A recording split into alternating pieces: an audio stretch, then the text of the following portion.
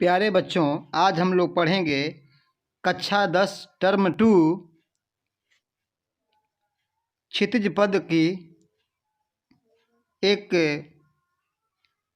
कविता जिसके कवि हैं ऋतुराज जी। आइए पढ़ते हैं। कितना प्रामाणिक था उसका दुख लड़की को दान में देते वक्त, जैसे वही उसकी अंतिम पूंजी हो। आइए इसकी व्याख्या करते हैं।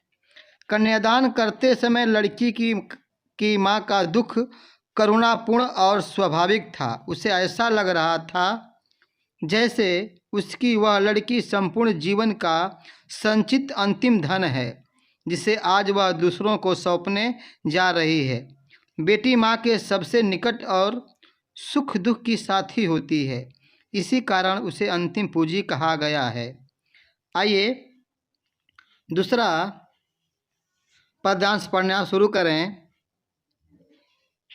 ऋतुराज जी ने बहुत सुंदर मार्मिक चित्रण किया है। यहाँ पे एक माँ जो है अपनी बेटी को सीख दे रही है और समझा रही है।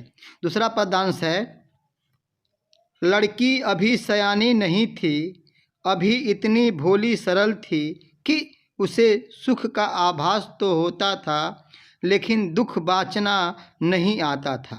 पाठिका थी वह धुंधले प्रकाश की, कुछ तुकों और कुछ लयबद्ध पंक्तियों की। आइए व्याख्या करते हैं। माँ की नज़र में लड़की अभी समझदार नहीं हुई थी। वह अभी इतनी भोली और सरल थी कि जीवन में आने वाले सुखों का तो अनुभव कर सकती थी, लेकिन दुखों को सहना करना उसे नहीं आता था। वह कम रोशनी में पढ़ने वाली बालिका के समान थी और पाठिका के समान थी। उसे सामाजिक और पारिवारिक जीवन का कोई विशेष ज्ञान नहीं था। उसे थोड़ा बहुत स्त्री के परंपरागत जीवन और पधी बधाई परिपाटी का ज्ञान था।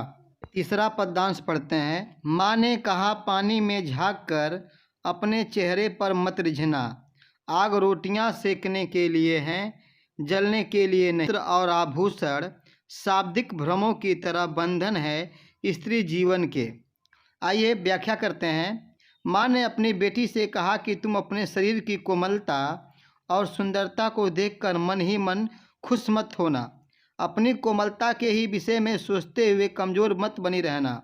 आग पर रोटियां सेकी जाती है, उससे अपने शरीर को जलाया नहीं जाता है।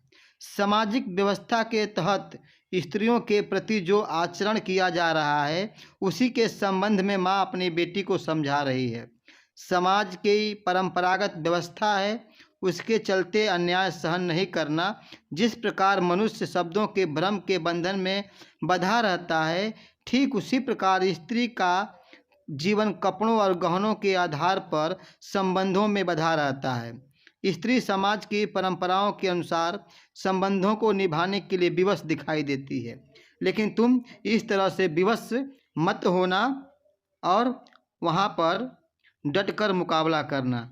आइए तीसरा पद्यांश पढ़ते हैं। माँ ने कहा, लड़की हो ना, पर लड़की जैसी दिखाई मत देना।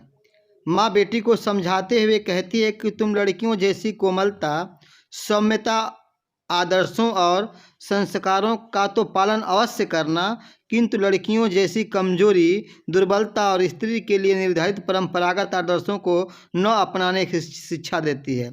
लड़की जैसे गुण संस्कार हो तो, लेकिन लड़की जैसी कमजोरी नहीं अपनानी है, क्योंकि स्त्री की सुंदरता और कोमलता के गौरव पर कमजोरी का आवरण चढ़ाकर उसका मजाक उड़ाया जाता है और उसे प्रताड़ित किया जाता है। ये था ऋतुराज की सबसे सुंदर कविता कन्यादान। ये लेसन आपको कैसा लगा? अच्छा लगा हो तो लाइक और सब्सक्राइब अवश्य करें। धन्यवाद। आप सभी का दिन मंगलमय हो।